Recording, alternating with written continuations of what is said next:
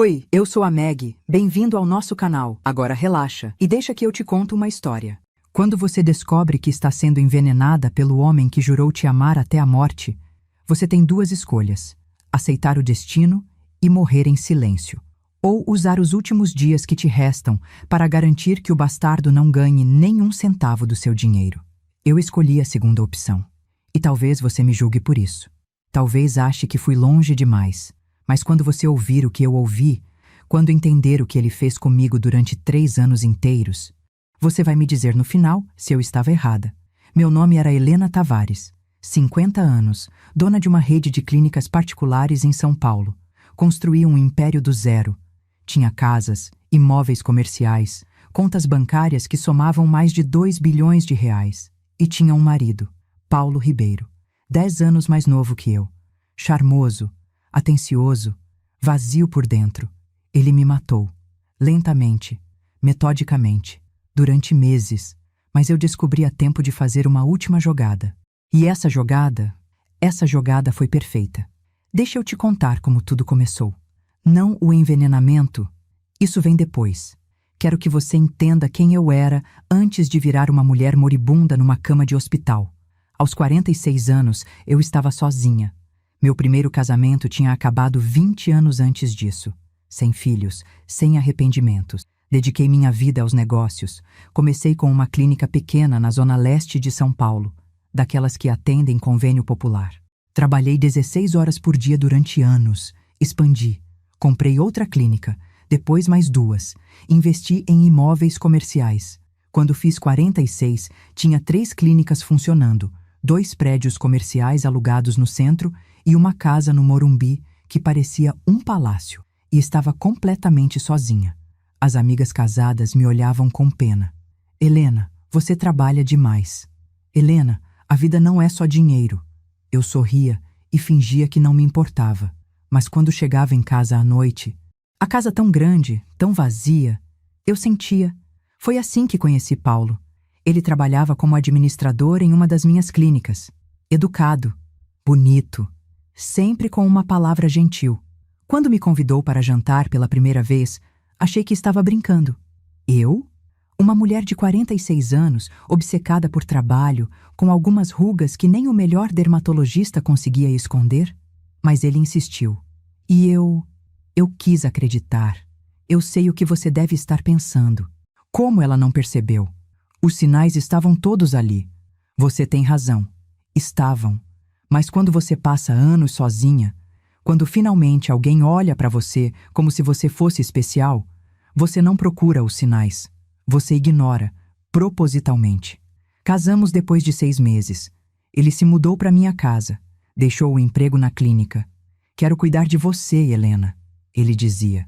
Você trabalha tanto, merece alguém que cuide de você. E por 3 anos, 3 anos inteiros, eu acreditei. Que idiota eu fui. Agora chegamos ao dia. O dia em que tudo mudou. Era um dia de outubro, uma terça-feira. Eu sei porque ainda consigo ver o calendário na parede da sala VIP. 15 de outubro, 10h45 da manhã. Eu estava deitada na cama de hospital. Minha própria clínica. Irônico, não é? A dona do estabelecimento morrendo ali dentro. O Dr. Simão Pacheco, meu diretor médico, falava com Paulo do lado de fora do quarto. Eu ouvia as vozes abafadas através da porta. Tinha aprendido um truque anos atrás nas reuniões de negócios. Quando você quer que pensem que você está distraída, você fecha os olhos quase completamente. Deixa só uma fresta. As pessoas relaxam, falam coisas que não falariam se soubessem que você está prestando atenção. Então eu estava lá, olhos semicerrados, respiração lenta, parecendo inconsciente. Tenho que ser honesto. Ouvi a voz cansada do Dr. Simão. O estado da Helena é crítico. A insuficiência hepática está progredindo apesar de toda a terapia. Os órgãos estão falhando um após o outro. Silêncio. Depois a voz de Paulo tensa. Mas... quanto tempo? Máximo 3 dias, talvez menos. Sinto muito. 3 dias. Meu coração ainda batia. Eu ainda podia sentir cada batida. 3 dias de vida. 49 anos de luta. E 3 dias pela frente. A porta se abriu. Não me movi. Paulo entrou. Senti o cheiro da colônia que eu mesma tinha dado de presente no aniversário dele. Ele se sentou na beirada da cama. Pegou minha mão. Os dedos dele eram quentes, bem cuidados. Eu tinha pagado por todas aquelas manicures. Ele se inclinou mais perto e sussurrou: "Finalmente!" Meu corpo inteiro se tensou por dentro, mas não me mexi. Não me mexi nem 1 milímetro. Esperei tanto tempo por isso, continuou Paulo. Sua voz, Deus, sua voz, tinha uma textura que eu nunca tinha ouvido antes, como se ele estivesse tirando uma máscara. Sua casa, seus milhões, tudo isso agora será meu. Ele riu, um riso baixo, íntimo. 3 anos. 3 anos eu aguentei, fingi. Escutei seus sermões sobre negócios, sobre responsabilidade. Sorri para suas amigas chatas. Me deitei na cama com você. E agora? Agora finalmente acabou. Ele soltou minha mão. Arrumou a coberta com cuidado falso. Se levantou. Até logo, Helena. A porta fechou. Abri os olhos. O teto girava. Não pela fraqueza, pela fúria. Deixa eu te contar o que aconteceu nos 3 meses antes daquele dia. Porque tudo fez sentido naquele momento. Cada peça se encaixou. Incidente 1. Os primeiros sintomas. Começou em julho. Náuseas de manhã, fraqueza, tontura. No começo, achei que era estresse. Estava tocando 3 clínicas, negociando a compra de uma 4ª. Trabalhava 14 horas por dia. Helena, você precisa descansar, Paulo dizia, me trazendo chá na cama. Deixa eu cuidar de você. E eu bebia o chá, todo santo dia. Os sintomas pioraram, comecei a ter confusão mental, esquecia reuniões. Perdia o fio da meada no meio de uma frase. Meus médicos diziam que era excesso de trabalho. Me receitaram vitaminas, recomendaram férias. Paulo fazia questão de preparar minhas vitaminas. Tome direitinho, ele dizia com aquele sorriso. Preciso que você melhore logo. 3 semanas atrás, desmaiei no meu escritório. Caí no meio de uma reunião com investidores. Quando acordei, estava num carro. Paulo me levava para a clínica. Calma-se, amor. Ele sussurrava. Vai ficar tudo bem. Os exames mostraram alterações estranhas. Fígado comprometido. Rins começando a falhar. Os médicos não entendiam. Eu era saudável. Não bebia, não fumava, não usava drogas. Às vezes essas coisas acontecem, o Dr. Simão dizia balançando a cabeça. Vamos fazer mais exames.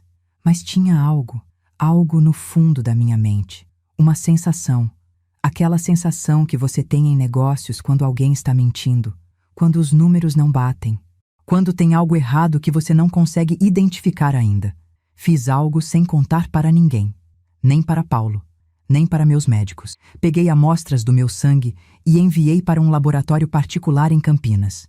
Um lugar que não tinha conexão nenhuma com minhas clínicas. Pedi um exame toxicológico completo. O resultado chegou 5 dias antes do meu colapso final. Eu estava na cama quando recebi o e-mail no celular. Paulo tinha saído para resolver umas coisas. Abri o arquivo. Detectadas traças de substância não identificada inicialmente. Após análise aprofundada, identificamos composto utilizado em medicina paliativa para alívio de sofrimento em pacientes terminais. Nome comercial: Morfexil. Uso restrito. Venda apenas com receita especial. Em dosagens pequenas causa sonolência e náusea. Em dosagens maiores e continuadas, insuficiência hepática progressiva e falência múltipla de órgãos. Li 3 vezes. Depois fechei o celular. Minha mão tremia. Alguém estava me envenenando. Pedi um segundo exame.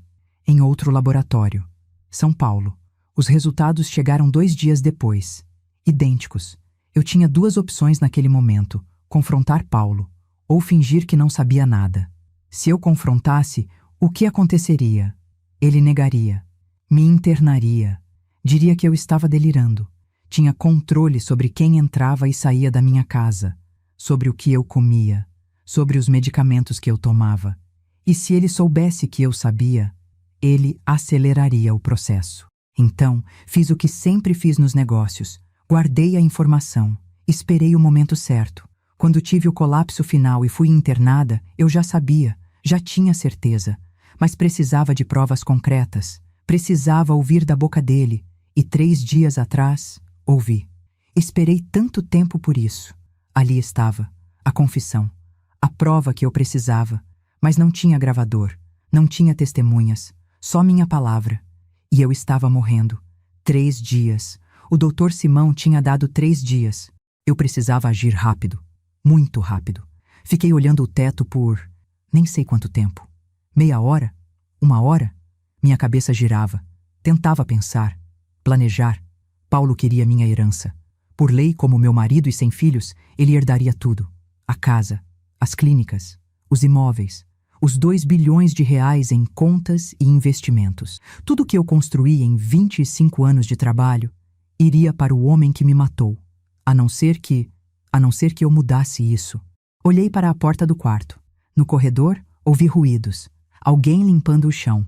O som de água, de um pano sendo torcido. Chamei baixinho. Moça. O barulho parou. Depois de alguns segundos, a porta se abriu. Uma jovem magra, cabelo preso, rosto simples, sem maquiagem.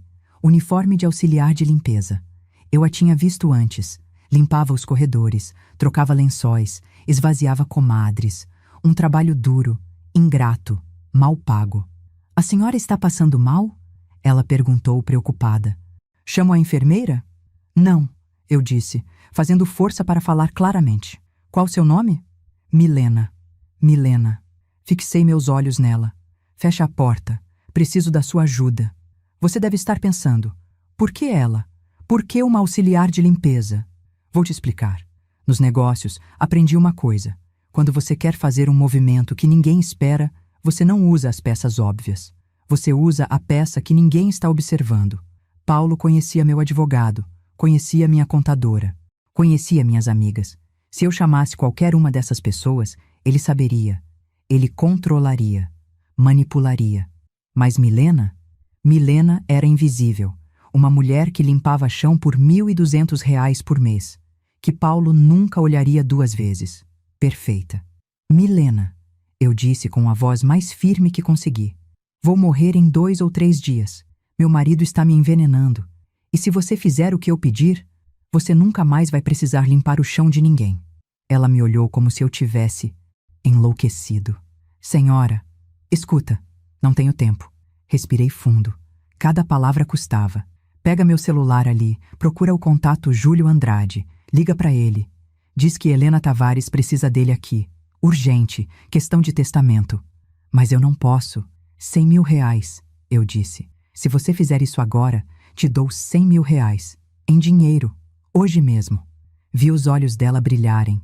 Medo, esperança, desespero. Essas 3 coisas juntas criam a combinação perfeita. Ela pegou o celular com mãos trêmulas. Discou. Esperou. Alô? Doutor Júlio Andrade? Meu nome é Milena Costa. Estou ligando da Clínica São José. A senhora Helena Tavares pediu que o senhor viesse aqui.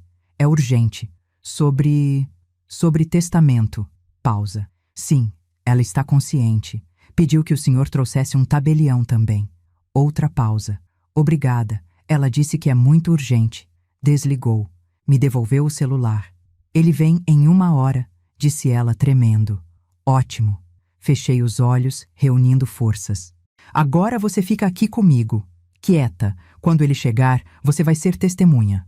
Testemunha de quê? Abri os olhos. Sorri. Pela primeira vez em semanas, sorri de verdade. Da maior vingança que você já vai ver na sua vida. Sabe o que é engraçado? Naquele momento, pela primeira vez desde que ouvi Paulo confessar, eu não senti medo. Não senti tristeza. Senti poder. Ele achava que tinha ganhado, que estava a 3 dias de ficar bilionário. Mas eu ainda tinha uma carta na manga e ia jogá-la com toda a força. Júlio Andrade chegou 57 minutos depois. Eu contei cada minuto no relógio da parede. Ele entrou no quarto com aquela postura de advogado experiente. 50 e poucos anos. Terno impecável. Olhar penetrante. Atrás dele vinha Teresa Vega, sua assistente, com um tablet nas mãos. Helena, ele disse, chegando perto da cama. O que está acontecendo? Fecha a porta, Júlio. Ele fez sinal para Teresa. Ela fechou. Milena continuava encostada na parede, parecendo querer desaparecer. Preciso fazer um testamento novo, eu disse. Agora, Hoje. Helena, você tem um testamento. Revisamos há 2 anos. Escuta. Minha voz saiu mais dura do que pretendia. Não tenho tempo para discussões. Estou morrendo. Literalmente. Tenho 2, talvez 3 dias. E preciso que você faça exatamente o que vou pedir. Júlio me olhou nos olhos. Depois assentiu lentamente. Pode gravar? Ele perguntou, tirando um gravador do bolso, para garantir clareza jurídica. Pode. Ele ligou o gravador. Colocou na mesa de cabeceira. Helena Tavares, 16 de outubro, 15 horas e 42 minutos. Presente o advogado Júlio Andrade, a assistente Teresa Vega e... Ele olhou para Milena. Milena Costa. Ela sussurrou. Milena Costa. Helena, você está consciente e orientada? Perfeitamente. Então pode começar.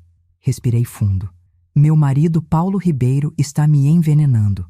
Sistematicamente. Há meses. Tenho exames toxicológicos de 2 laboratórios diferentes que comprovam a presença de uma substância chamada Morfexil no meu sangue. Morfexil não deveria estar ali. Eu não tomo esse remédio. Mas alguém vem me dando. Júlio ficou imóvel. Há 1 hora atrás, continuei, ouvi meu marido falando com o Dr. Simão. Quando soube que tenho 3 dias de vida, ele entrou aqui, pensando que eu estava inconsciente, e confessou. Disse que esperou 3 anos por isso, que agora teria minha casa, meus milhões. Você tem essa gravação? Não, mas tenho uma testemunha. Apontei para Milena. Ela estava no corredor. Ouviu tudo. Milena assentiu, pálida. Ele disse que esperou 3 anos, que fingiu, que tudo seria dele agora. Júlio olhou para Teresa. Ela já estava digitando furiosamente no tablet. Os exames toxicológicos estão onde? Júlio perguntou. No cofre da minha casa. A senha é 270481. Data de nascimento da minha mãe. Você vai lá, pega os laudos, faz cópias e entrega para a polícia depois que eu morrer. Helena. Deixa eu terminar. Minha voz estava falhando. Quero fazer um testamento novo, agora, deixando todos os meus bens para Milena Costa. Silêncio. Júlio piscou. Teresa parou de digitar. Milena ficou branca como papel. Helena, Júlio disse devagar. Você tem certeza? Você mal conhece essa moça. Eu sei o que estou fazendo. Todos os meus bens. Casa, clínicas, imóveis, contas, tudo é pré-nupcial. Não tem bem comum. É tudo meu, e eu quero que vá para ela. Mas por quê? Milena sussurrou. Olhei para ela. Aquela moça magra, assustada, que limpava chão por migalhas. Porque você está aqui, porque você é honesta, e porque Paulo nunca vai conseguir te comprar ou te intimidar. Você não é do nosso círculo. Ele não tem poder sobre você. Voltei para Júlio. Além disso, uma condição. Milena vai usar esse dinheiro para processar Paulo. Vai levar o caso até o fim, até ele estar preso. Você vai ajudá-la nisso, Júlio. E ela vai te pagar muito bem. Helena, promete, eu disse olhando para Milena. Promete que vai levar esse caso até o fim, que ele vai pagar pelo que fez comigo. Lágrimas escorriam pelo rosto dela. Eu prometo. Ótimo. Olhei para Júlio. Então faz o maldito testamento. Agora. Traz um tabelião. Traz um médico para atestar que estou lúcida. Faz tudo certinho para que o Paulo não consiga impugnar. Você tem... Olhei para o relógio. 2 horas antes dele voltar. Júlio assentiu. Teresa, liga para o tabelião de plantão. E para a doutora Márcia Fontes, psiquiatra. Explica a situação. Precisamos deles aqui em 40 minutos no máximo. Teresa já estava discando. Júlio se virou para mim. Helena, você tem certeza absoluta disso? Sorri. Meu último sorriso de verdade. Nunca tive tanta certeza de nada na minha vida. 1h30 depois, estava feito. A doutora Márcia me examinou. Fez perguntas. Data de hoje. Nome do presidente. Onde eu estava. Anotou tudo. Paciente orientada em tempo, espaço e pessoa. Consciência clara. Capaz civilmente. Assinou. Carimbou. O tabelião redigiu o testamento. Leu em voz alta. Eu, Helena Tavares, em pleno uso de minhas faculdades mentais, lego todos os meus bens, que na data de meu falecimento me pertencerem, a Milena Costa. Assinei com mão trêmula. O tabelião autenticou. Teresa e uma enfermeira de outro andar assinaram como testemunhas. Quando terminou, o tabelião guardou o documento numa pasta. Vou depositar isso no cartório. Amanhã faço cópias autenticadas. Tudo conforme a lei. Obrigada, eu sussurrei. Todos saíram. Só ficou Milena. Ela estava de pé ao lado da cama, sem saber o que dizer. Vai para casa, eu disse, cansada. Amanhã a gente se vê. Talvez. Ela assentiu e saiu. Fiquei sozinha. Olhei pela janela.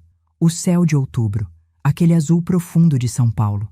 3 dias, tinha dito o doutor. Simão. Acabei não tendo nem isso. Morri naquela noite. Em silêncio, sem dor. As enfermeiras me encontraram de manhã. E quando avisaram Paulo, ele chorou no corredor.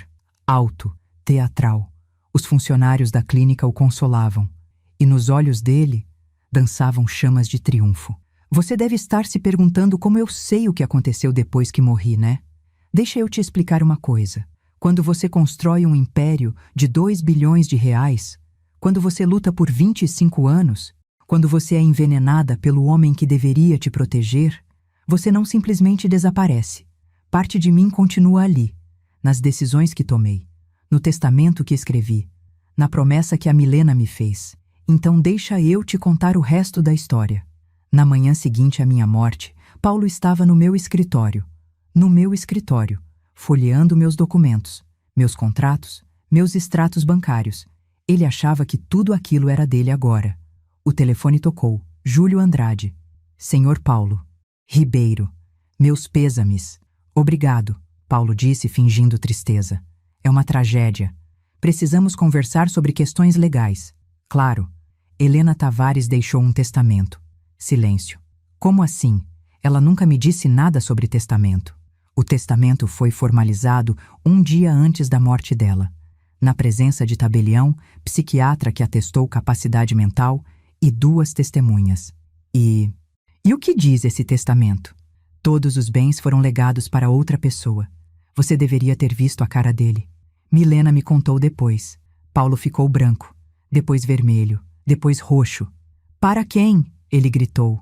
Para Milena Costa, a auxiliar de limpeza da clínica. Paulo tentou impugnar o testamento. Contratou 3 advogados. Disse que eu estava louca, que não estava em condições mentais. Júlio apresentou o laudo psiquiátrico, a gravação em vídeo do processo, o depoimento do tabelião. O juiz negou a impugnação, mas não parou por aí. Júlio entregou meus exames toxicológicos para a polícia. O delegado Vicente Borges abriu investigação. Eles exumaram meu corpo, fizeram nova perícia. Morte causada por insuficiência hepática decorrente de envenenamento sistemático com substância tóxica. Concentração nos tecidos indica envenenamento prolongado, não menos que 3 meses. Rastrearam as compras de Paulo. Encontraram a farmácia onde ele comprou Morfexil. 4 vezes. Sem receita. Pagando por fora. A farmacêutica confessou tudo. Revisaram as câmeras da clínica. Paulo entrando no meu quarto, com uma garrafa térmica, ficando 10 minutos, saindo sem a térmica. 1 hora depois, meu estado piorava. Em 6 meses, juntaram provas suficientes. Paulo foi preso, julgado, condenado a 22 anos de prisão por homicídio qualificado. 22 anos. Ele tem 40 anos agora. Vai sair com 62. Se sobreviver. A transformação de Milena. Quanto a Milena, ela não sabia o que fazer com 2 bilhões de reais no começo. Ficou apavorada. Júlio teve que ensinar tudo. Ela vendeu os imóveis comerciais, ficou com a casa e uma clínica. Investiu o resto. Doou 500 milhões para fundos de combate ao câncer e de proteção à mulher. Usou outro tanto para pagar todas as dívidas da família dela. Da mãe, de primos, de tios. Pagou um salário generoso para Júlio, para Teresa, para o detetive que ajudou no caso. E depois, ela foi estudar psicologia. Hoje, 3 anos depois, Milena tem 28 anos. Está terminando a faculdade. Continua morando na minha casa. Na casa dela agora. Cuida da clínica. Doa metade dos lucros. E 1 vez por mês, ela vai ao cemitério. Coloca flores no meu túmulo. Obrigada, dona Helena, ela diz. Cumpri a promessa. Então me diz uma coisa. Eu fui longe demais? Tem gente que acha que sim, que eu deveria ter denunciado Paulo às autoridades, que deveria ter pedido ajuda. Mas pensa comigo. Eu tinha 3 dias. 3 dias e um homem que já tinha me envenenado durante meses. Um homem que controlava o que eu comia, o que eu bebia, quem entrava no meu quarto. Se eu denunciasse, ele teria tempo de esconder as provas, de me fazer parecer louca, de acelerar o envenenamento. Eu precisava de algo definitivo, algo que ele não pudesse desfazer. Então tirei dele a única coisa que ele queria: meu dinheiro. E garanti que ele fosse preso pelo que fez. Às vezes eu penso, se eu tivesse mais tempo, teria feito diferente? Talvez. Mas então eu lembro da voz dele. Finalmente. Eu lembro do sorriso dele quando pensou que ia herdar tudo. E a resposta muda. Agora é sua vez de decidir. Se você estivesse no meu lugar, se descobrisse que seu marido, sua esposa, alguém que você amava, estava te matando lentamente, o que você faria? Denunciaria e torceria para que as autoridades agissem a tempo? Ou faria o que eu fiz? Porque eu te digo uma coisa, não me arrependo. Paulo está preso, Milena está feliz. O dinheiro está sendo usado para o bem. E eu morri sabendo que ele não ganhou. Que passei 3 anos sendo envenenada, mas nos últimos 3 dias, eu venci. Então, me ajuda a entender uma coisa nos comentários. Eu fui esperta? Ou fui cruel? Fui vítima que se defendeu? Ou me tornei tão manipuladora quanto ele? Porque até hoje eu não sei a resposta. E talvez você me ajude a descobrir.